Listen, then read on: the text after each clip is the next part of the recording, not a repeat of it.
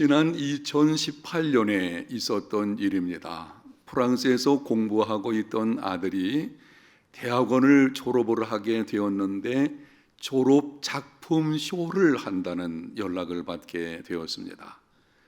당회에 말씀을 드리고 허락을 받고 휴가를 내서 아내와 함께 참석했습니다.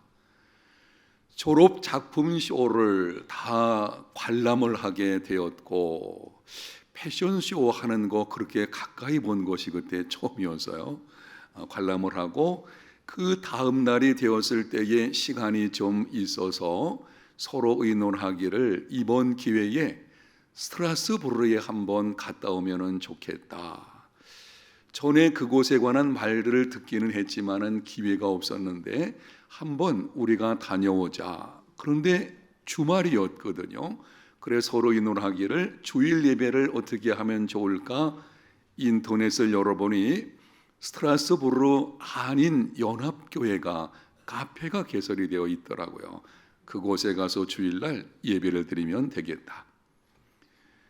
파리에서 출발을 해서 떼제베를 타고 가면은 2시간 정도면은 도착하는 거리지만 사실 급할 것도 없었고 비용도 절약할 겸해서 일반 열차를 타고 가게 되었습니다. 우리나라에 지금은 없어졌지만 새마을호 같은 열차가 거기 아직 남아 있더라고요. 그 열차를 타고 여유롭게 목적지에 도착을 하게 되었고 그날 저녁에 카페에 기록되어진 그 교회 전화번호로 전화를 하게 되었습니다. 주일날 예배를 드리러 가게 될 것인데 어느 곳에 있는지 어떻게 가면 좋은지 알려주십시오. 그랬더니 전화 받으신 분이 하는 말이 한 달 전쯤에 예배를 인도하던 선교사님이 다른 곳으로 갔다고 합니다. 그래서 지금은 예배를 드릴 수가 없다고 하는 것이죠. 그 상황 속에서 어떻게 하면 좋을지 서로 의논하는 중에 그렇다면 주일날 이른 시간에 파리로 돌아가 가지고 거기서 예배를 드리는 것이 좋겠다. 금요일이었거든요.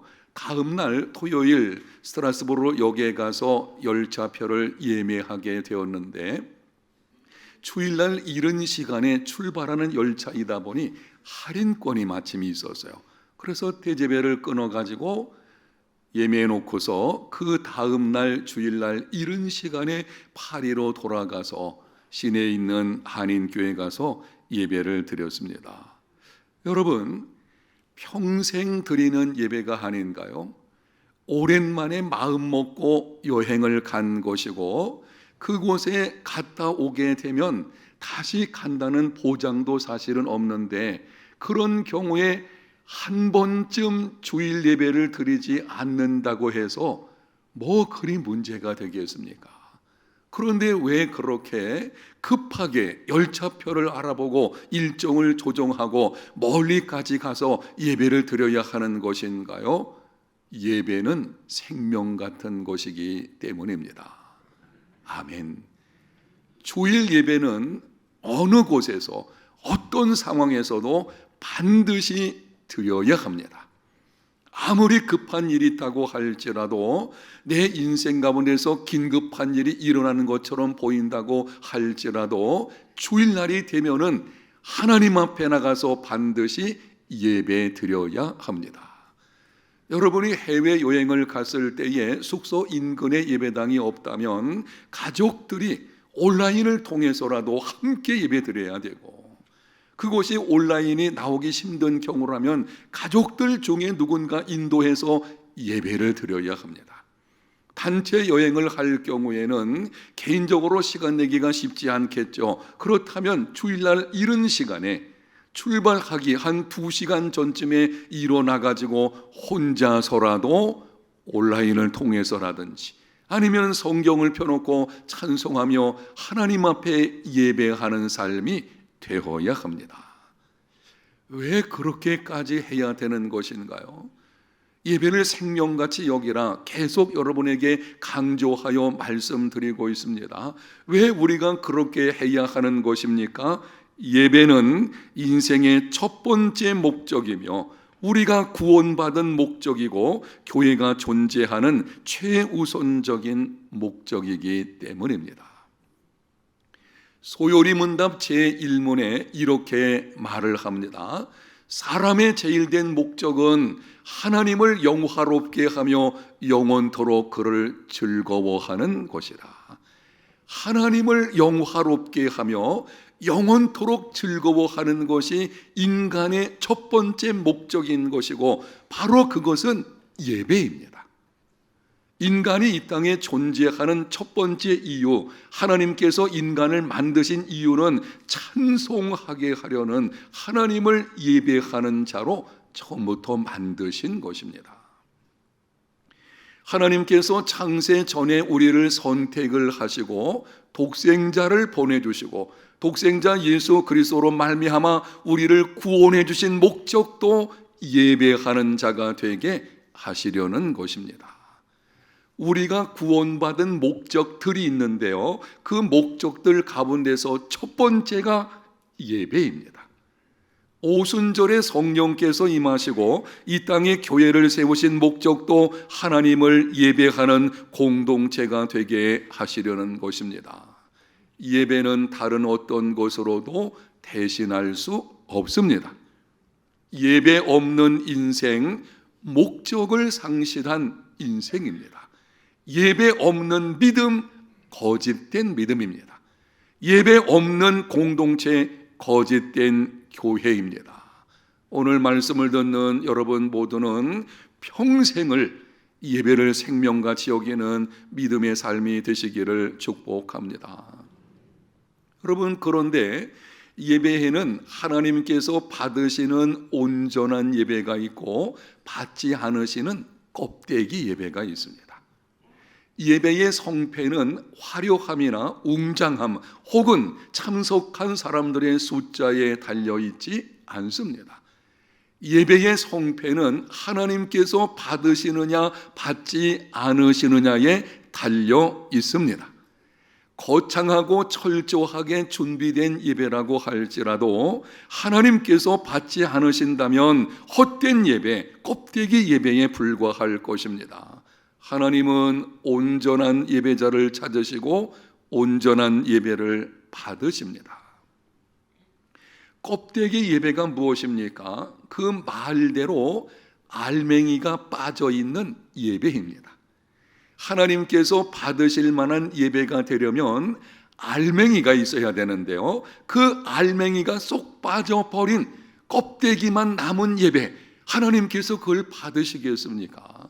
하나님께서 받으실 만한 예배가 되려면 몇 가지 알맹이들이 있어야 되는데요, 성경에서 기록되어진 몇 가지 먼저 간략하게 정리해드리면, 첫 번째는 자신이 먼저 드려져야 합니다. 자신이 먼저 드려질 때에 알맹이가 있는 예배가 되는 것이고, 자신은 드려지지 않고 예배 형식만 가지고 있다면 그거는 모양만 있는 것이지 본래 있어야 하는 알맹이는 쏙 빠져버린 것이 되겠죠. 구약성경 창세기 4장에 보게 되면 가인과 아벨이 하나님께 제물을 드렸습니다. 여러분이 알고 계시는 대로 하나님께서 가인의 것은 받지 않으시고 아벨 것만 받으셨습니다. 그 이유 중에 하나를 성경에 이렇게 기록을 합니다. 하나님께서 아벨과 그의 제물은 받으셨으나 가인과 그의 제물은 받지 않으셨다. 하나님은 누군가 예배를 드릴 때에 그 예배드리는 겉모습 이전에 그 사람 자신을 보고 계시거든요. 이런 뜻인 것입니다. 아벨은 하나님께 제물을 드릴 때에 먼저 자신을 드리고 제물도 드렸습니다. 가인은 자기는 드려지지 않고 제물만 드리게 된 것입니다. 자신이 먼저 드려지지 않는 예배, 알맹이 없는 껍데기 예배입니다. 둘째, 삶이 함께 드려져야 합니다. 구약성경 이사야서 1장을 보게 되면 당시 이스라엘 백성들이 수많은 제물을 하나님께 드렸습니다. 그런데 하나님께서 말씀하시기를 내가 너희들이 드리는 제물 기뻐하지 않는다. 헛된 재물을 다시 가져오지 말라. 내 마당만 밟을 뿐이니라. 왜 그렇게 하시는 것입니까? 그 이유를 이렇게 말씀하셨어요. 성회와 아울러 악을 행하는 것을 내가 견디지 못하겠노라. 너희들이 나한테 와서 예배는 드리고 있지만 너희들의 삶이 잘못되었다는 것이죠. 예배는 드리지만 그 삶은 하나님과는 전혀 상관없는 죄악된 걸음 속에 있으니 하나님께서 그것을 받지 않으시겠다고 하는 것입니다. 삶이 함께 드려지지 않는 예배, 알맹이 없는 껍데기 예배입니다. 세 번째, 개념 있는 예배가 되어야 합니다. 개념이 있는 예배, 하나님께서 받으시는 온전한 예배가 될 것이고, 개념 없는 예배, 하나님에 대한 개념도 없고 예배에 대한 개념도 없고 그저 자기 마음대로 자기 생각을 따라서 드려지는 예배, 이거는 껍데기 예배고 하나님께서 받지 않으십니다. 개념이 없다는 말은 생각이 없이 제멋대로 행동한다는 뜻입니다. 주변을 보게 되면은 다른 사람에게 피해가 가든 말든 상관없이 그냥 제멋대로 하는 사람들이 있는 것을 보게 되는데, 이런 사람들을 개념 없는 인간, 이렇게 우리가 부르게 되죠. 예를 든다고 하면은 마트에서 카트를 끌고 가다가 다른 사람을 치웠으면은 미안합니다 해야 하는데 뻔뻔하죠. 아무렇지도 않게 지나가는 사람 진짜 개념 없죠. 주차장에서 파킹을 할 때에 선을 지켜서 그 칸 안에 넣어야 되죠. 그런데 선을 물리는 것뿐만이 아니고 두 칸을 차지해 가지고 자기 차를 딱 대놓고는 그냥 들어가는 사람, 이 개념 없는 인간의 모습 가운데 하나죠. 식당이나 공공장소에서 자녀가 큰 소리로 떠들게 되면 마땅히 제지해야 되는데 그냥 내버려 두는 부모, 그 부모가 개념이 있다고 할 수가 있겠습니까? 지금은 좀 그렇지 않은데 저희가 사택에 이사를 해서 처음에 보게 되면 아니 아래층 베란다 쪽에서 누가 담배를 피우는지 담배 연기 냄새가 계속 들어오는 거예요.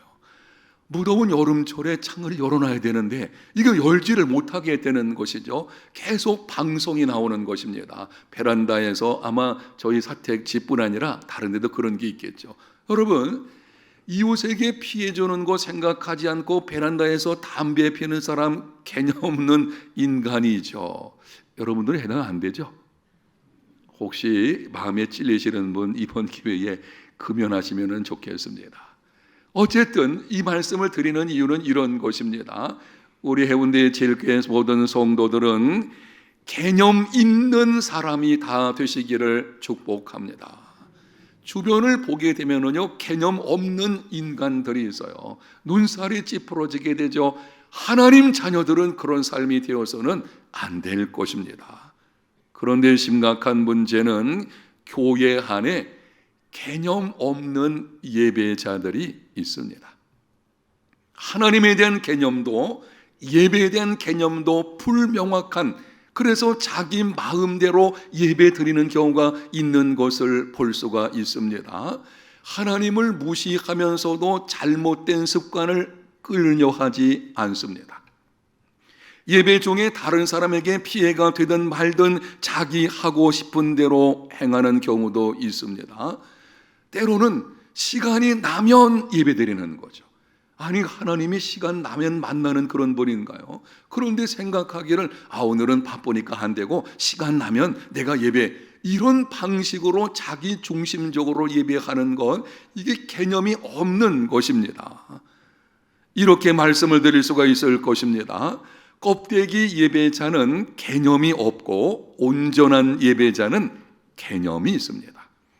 오늘 본문에 보게 되면 껍데기 예배자들, 개념이 없는 예배자들이 등장을 하게 되는데요, 말라기 당시에 이스라엘 백성들의 경우가 그렇습니다. 무슨 예물이든지 받는 자의 신분에 어울리는 것이어야 합니다. 격에 맞는 예물이 되어야 할 것이죠. 왕에게 예물을 드린다면 왕의 신분에 맞는 것을 드려야 할 것이고, 윗사람에게 선물을 드린다면 아마 여러분이 그렇게 했을 것입니다. 윗사람에게 선물 드릴 때에 그분에게 맞는 선물이 뭘까 생각하게 되어지죠. 그렇다면 하나님께 나와서 예배를 드린다면 하나님이 어떤 분이신지를 알고 그분에게 걸맞은 예배를 드리기를 힘써야 합니다. 하나님이 어떤 분이신가요? 만왕의 왕이십니다.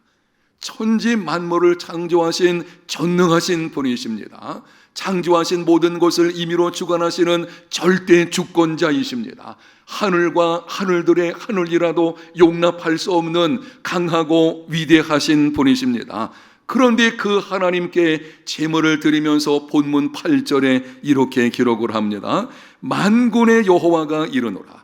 너희가 눈먼 희생을 제물을 바치는 것이 어찌 악하지 아니하며 저는 것 병든 것을 드리는 것이 어찌 악하지 아니하냐. 이제 그것을 너희 총독에게 드려보라. 그가 너를 기뻐하겠으며 너를 받아주겠느냐.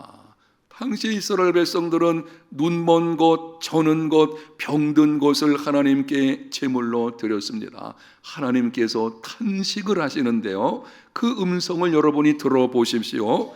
그것을 너희 총독에게 드려보라. 그가 너를 기뻐하겠으며 너를 받아주겠느냐.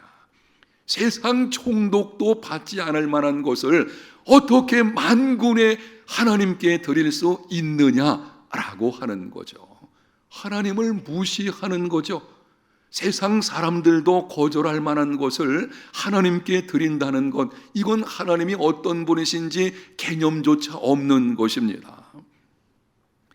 구약 성경을 보게 되면 이스라엘 백성들이 하나님께 드린 제사와 관련해 가지고 몇 가지 단계를 거쳐서 타락하는 것을 보게 되는데, 이 말라기 선지자 당시에 갑자기 타락한 것이 아니에요. 이스라엘 백성들의 삶을 보게 되면 그들의 삶 속에서 서서히 타락으로 나가는 것을 보게 되는데, 1단계는 애굽에서 나온 이스라엘 백성들이 가나안 땅에 들어왔을 때에 가나안 1세대는 하나님을 알고 하나님만 섬겼습니다.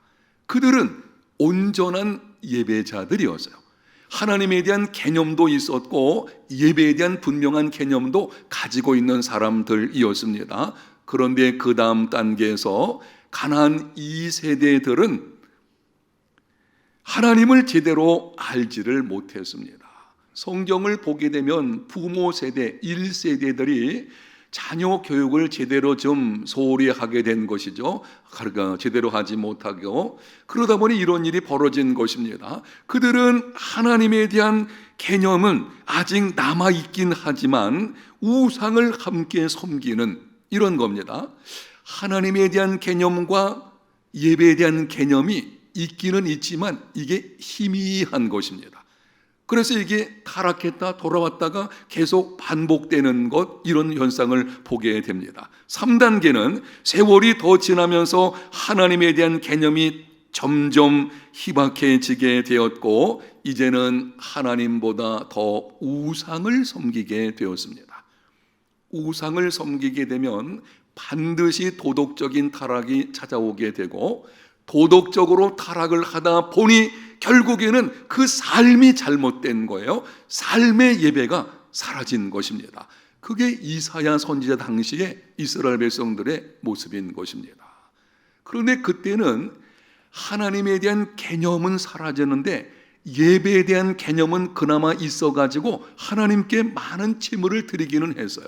그런데 여러분 4단계 이 말라기 선지자 당시에 오게 되면은 이게 완전히 무너진 것을 볼 수가 있습니다. 오늘 우리가 읽은 이 본문 이 당시에는 하나님에 대한 개념도 예배에 대한 개념도 다 무너져 버려 가지고는 이제는 저는 것, 병든 것, 비루한 것을 하나님께 드리는 일이 있게 된 것입니다. 제사의 격식까지도 완전히 무시가 되었습니다. 무엇을 믿느냐 하는 것이 삶의 모습을 결정합니다. 우리가 하나님과 세상을 함께 섬기게 되면 세상과 타협하게 되어지죠. 그렇다면 세상의 모습을 따라가게 되고 삶의 예배가 이루어지지 않게 됩니다. 이 삶의 예배가 흐트러지게 되면 계속 그런 모습으로 가는 순간 하나님에 대한 개념, 예배 개념이 사라지는 껍데기 예배자가 되어 버리는 것입니다. 여러분, 이렇게 개념 없는 예배를 드리는 이스라엘 백성들을 향해서 하나님께서 말씀을 하셨습니다. 6절을 보겠습니다. 내 이름을 멸시하는 제사장들아, 나 만군의 여호와가 이르기를 아들은 그 아버지를, 종은 그 주인을 공경하나니 내가 아버지일진데 나를 공경함이 어디 있느냐? 내가 주인일진데 나를 두려워함이 어디 있느냐?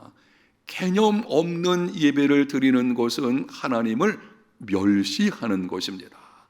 하나님을 하나님으로 인정하지 않는 것이죠. 적어도 우리가 하나님을 하나님으로 인정한다면 여러분, 예배 시간 나와서 우리의 모습이, 예배 오기 전에 우리의 마음 자세가 어떠해야 되겠습니까? 10절에 이렇게 말씀을 하십니다. 만군의 여호와가 이르노라, 너희가 내 제단 위에 헛되이 불사르지 못하게 하기 위하여 너희 중에 성전문을 닫을 자가 있었으면 좋겠도다. 내가 너희를 기뻐하지 아니하며 너희가 손으로 드리는 것을 받지도 아니하리라. 하나님의 탄식하시는 소리를 다시 들어보십시오. 너희 중에 성전문을 닫을 자가 있었으면 좋겠도다. 오늘날 우리가 개념 없는 예배를 계속해서 드리면 하나님께서 이렇게 말씀하실 것입니다. 차라리 누군가가 예배당 문을 닫았으면 좋겠다. 사랑하는 성도 여러분, 개념 있는 예배자, 하나님을 하나님으로 인정하는 예배자들이 다 되시기를 축복합니다. 이스라엘 자손들이 하나님의 탄식 소리를 듣고도 돌아서지 않았어요. 하나님께서 종들을 보내서 경고했음에도 돌아서지를 않았습니다. 심지어 독생자 하나님께서 아들까지 보내주시면서 그들을 돌이키려고 했지만 그들은 거절했습니다. 그 결과가 어떻게 되었나요? 이후에 약 400년 동안, 말라기 선자 이후에 400년 동안 하나님의 말씀이 없는 영적인 암흑기가 찾아오게 된 것입니다. 그리고 끝까지 돌아오지 않으니 주후 70년 로마에 의해서 예루살렘 성전이 완전히 파괴되어 버렸습니다.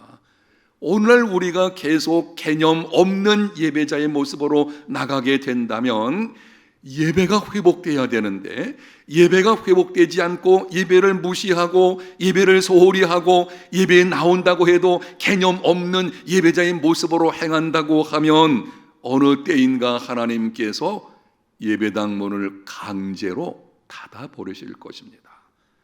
대한민국에서 촛대를 옮겨 버리게 될 것이고, 그러면은 복음의 암흑기가 도래하게 될 것이고 나라와 민족의 희망이 없게 되는 것입니다. 예배가 회복되어야 합니다. 개념 없는 예배자에서 온전한 예배자로 돌아서는 예배 회복이 이루어지는 믿음의 삶이 되시기를 바랍니다. 여러분, 그러면은 개념 있는 온전한 예배자는 어떤 사람이겠습니까? 개념 있는 예배자, 온전한 예배를 하나님께 드려야 된다. 이렇게 되기 위해서 어떤 사람인지, 이런 사람이 여러분에게 몇 가지 말씀을 드리게 될 것인데요, 주목하여 들으시고 혹시 나에게는 그런 문제가 없는지 한번 점검을 해보시고, 제가 조금 강하게 말씀을 드린다고 하여도 여러분이 하나님의 말씀으로 아멘으로 받는 시간이 되시기를 축복합니다. 첫 번째, 예배를 미리 준비하는 자. 하나님을 하나님으로 인정하는 예배자는 주일 예배를 미리 준비합니다. 오래전 제가 섬겼던 교회 담임 목사님이 청와대에서 예배를 인도하기 위해서 다녀오신 적이 있었는데요, 김영삼 대통령 시절이었습니다. 제가 곁에서 행정목사가 이렇게 쭉 보니까는 담임 목사님이 벌써 거의 한 달 전부터 준비가 이루어지게 되는데요, 무슨 옷을 입고 갈 것인지, 그리고 이발도 하고 그리고 그날 혹시 지각하면 안 되니까 일찍 출발해서 가시는 것을 보게 되었는데요. 한 나라의 대통령을 만나러 가는데도 그렇게 한다면 만군의 하나님을 우리가 만나러 온다면 여러분 어떻게 해야 되겠습니까? 우리는 하나님께서 사랑이시다라고 생각을 하니까 그분을 함부로 대하는, 그냥 무시하는 것이 습관이 되는 이런 경우가 있는 것을 보게 됩니다. 성경에 이렇게 말씀을 합니다. 네가 하나님 앞에 오거든 입을 조심하라. 두려워하라. 왜 그렇습니까? 여러분, 하나님은 사랑의 하나님이시며 동시에 공의로우신 분이십니다. 만군의 여호와이신 줄로 믿습니다. 그런데 그분을 만나러 오는 거예요. 그런데 습관적으로 지각을 한다? 있을 수가 있겠습니까? 어쩌다가 지각하는 건 있을 수 있겠죠. 집에서 일찍 출발을 했지만 오다가 차량에 밀리든지, 아니면 교회 도착했는데 파킹장이 꽉 차가지고 이리저리 좀 돌다 보니까 몇 분간 늦었습니다. 그럴 수는 있을 것입니다. 전에 그런 경우들이 있었죠. 그러나 상습적으로 지각하는 분들이 있다면 여러분, 개념 없는 예배자입니다. 혹시 이렇게 강하게 말할 때 여러분 상처받을지 모르겠지만 예배 회복이 인생 회복인 줄로 믿습니다. 예배는 인생의 우리의 구원의 첫 번째 목적이기 때문에 예배가 회복되지 않으면요, 다른 것을 아무리 열심히 한다고 할지라도 그건 헛된 것이 되어버립니다. 예배가 우선이거든요. 집에서 일찍 출발해서 지각하지 말아야 할 것입니다. 지각하는 이유 중에 하나는 준비가 안 돼 있는 거죠. 마음이 준비가 되고 삶이 준비가 되어 있다면 일찍 출발하게 될 것이고, 적어도 한 10분이나 5분 전에 나와서 기도로 준비하게 될 것입니다. 제가 청년 시절에 있던 그 교회 섬기던 어느 권사님 곁에서 보니까는 주일날 헌금을 드리게 되는데 돈이 구겨져 있으니까, 옛날에 실제로 그랬어요. 돈을 어떻게 하던가요? 다리미로 다려서 그리고 드리는 것을 보게 됩니다. 한편으로는 아니 뭐 돈이 구겨진다 그래서 가치가 떨어지는 거 아니거든요. 그런데 왜 저렇게 하실까 봤더니 그게 믿음이었어요. 내가 지금 드리는 이것은 1,000원짜리 한 장이라도 만군의 하나님께 드리는 것이다. 그럼 어떻게 해야 되겠습니까? 우리의 자세가 달라져야 되겠죠. 정말 주일날 여러분이 나와서 예배 드리기 위해서 미리 준비하셔야 돼요. 주일날 내가 가서 혹시 너무 피곤해가지고 졸면 안 되겠다, 일찍 잠자리 드는 것이죠. 그렇게 주일을 미리 준비하는 사람, 이 사람이 개념 있는 예배자인 것이고요, 그게 하나님을 하나님으로 인정하는 예배자의 모습입니다. 헌금도 미리 준비하십시오. 두 번째는 주일 예배를 우선으로 삶을 계획하는 자. 개념 있는 사람은 우선순위를 분명히 합니다. 하나님에 대한 개념이 있다고 한다면 하나님 그분이 어떤 분이신지를 알기 때문에 그분을 내 인생의 최우선순위로 삼습니다. 그래서 무슨 일이 있든지 먼저 주일 예배를 우선으로 생각해서 계획을 세우게 됩니다. 휴가를 가든지 해외여행을 떠나든지 집안에 경조사가 있든지 주일 예배를 우선으로 삶을 계획하는 사람, 하나님을 하나님으로 인정하는 개념 있는 예배자입니다.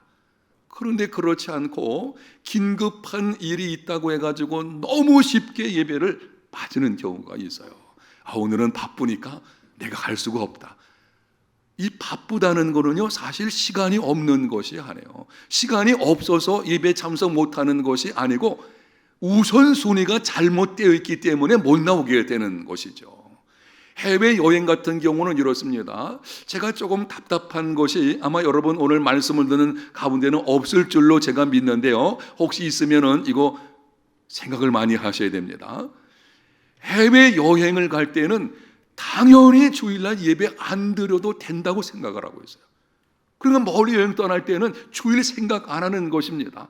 특별히 그 단체 여행 패키지 같은 거 갈 때는 그냥 거기 휩싸여가지고 주일날이 됐는지 안 되는지도 모르고 여행을 떠났다 갔다 오는 경우가 있는 것을 보게 되는데, 우선순위가 잘못되었죠. 이게 하나님과 예배에 대한 개념이 잘못되어져 있는 것입니다.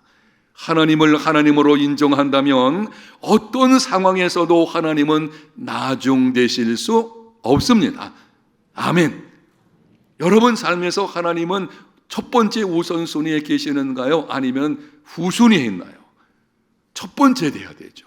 하나님, 그분은 만군의 하나님이시고 나를 지으신 전능하신 절대 주권자이지 않습니까? 그분이 내 인생의 첫 번째 우선순위가 되어야 하는 것입니다. 개념이 있는 예배자는 주일 예배를 우선으로 삶을 계획을 합니다. 세 번째, 예배에 집중하기 위해서 행동을 조심하는 자. 개념이 있는 사람은 이런 것입니다. 지금 나의 행동에 대해서 전능하신 하나님 앞에 와 있다는 것을 알기 때문에 아주 조심하게 되어지죠. 그래서 예배 드리는 자세도 바르게 되는 것을 보게 됩니다. 아니면 다른 사람에게 피해가 가지 않도록 조심하게 되는 것이죠. 요즘 과학이 문명이 발달하다 보니까는 우리가 그 핸드폰, 이 핸드폰이 없이는 못 사는 이런 시대가 거의 되고 있는데요. 이 핸드폰이 참 유익하고 좋은 것이긴 한데 가끔 예배 드릴 때 문제가 일어나는 경우가 있어요. 어떤 사람은요, 예배 참석을 해가지고 핸드폰에서 인터넷 열어가지고 검색하고 있네요. 아니면 핸드폰이 또 중간에 막 울려가지고, 오늘 다행히 아무도 안 울렸네요. 이게 울려가지고 옆에 있는 사람이 예배 집중하는 것을 방해하게 되어지죠. 사실 핸드폰 울리면 옆 사람뿐 아니라 나도 하나님께 대한 집중력이 산 떨어지게 되는 것이죠. 심지어는 핸드폰이 울린다고 밖으로 나가서 전화 통화하고 들어오는 이상한 그리스도인도 있습니다. 여러분 어떻습니까? 만군의 여호와이신 하나님 앞에 우리가 예배를 드리고 있는데 어떻게 그런 일이 있을 수가 있겠습니까? 개념 있는 예배자는 예배당에 들어오기 전에 핸드폰을 끄고 옵니다. 여러분 다음 주부터 오실 때에 아마 지금 나 핸드폰 끄고 오셨죠? 반드시 끄고 오셔야 됩니다. 핸드폰이 울릴 때 그게 또 즉각 끌 수가 없는 경우가 있어요. 그러면은 막 교육자들이 이리저리 뛰어다니게 될 것이고 예배가 부산하게 돼 산만해지게 되어지는 거죠. 저는 그런 일이 벌어지면은요, 이쪽에서 벌어지면 안 봅니다. 이렇게 쳐다보죠. 왜냐하면 그거 신경 쓰다가 설교를 잊어버릴 수 있거든요. 그 설교자까지도 힘들게 만드는 거예요. 여러분 개념이 있는 사람은 핸드폰 끄고 들어오게 되는 것이고, 참 감사한 것 중에 하나는 우리에게 여기 어르신들 같은 경우에 이런 분들이 있어요. 사실 연세 많으신 분들은 예배 중간에 침이 바짝 마르는 경우가 있어요. 침이 마르면 견디기가 쉽지 않거든요. 그때 이렇게 입에 사탕을 집어넣게 됩니다. 미리 준비해 오죠. 그런데 침이 말라가지고 사탕을 꺼내야 되는데 그때 옆 사람에게 방해를 주지 않으려고 아주 조심해서 꺼내서 입에 넣으시는 분들 계시는데 참 감사합니다. 그게 귀한 거죠. 그게 개념이 있는 거죠. 나의 행동으로 인해서 옆에 있는 사람에게 예배에 피해를 주면 안 되겠다. 그래 그렇게 하는 것이 아니겠습니까?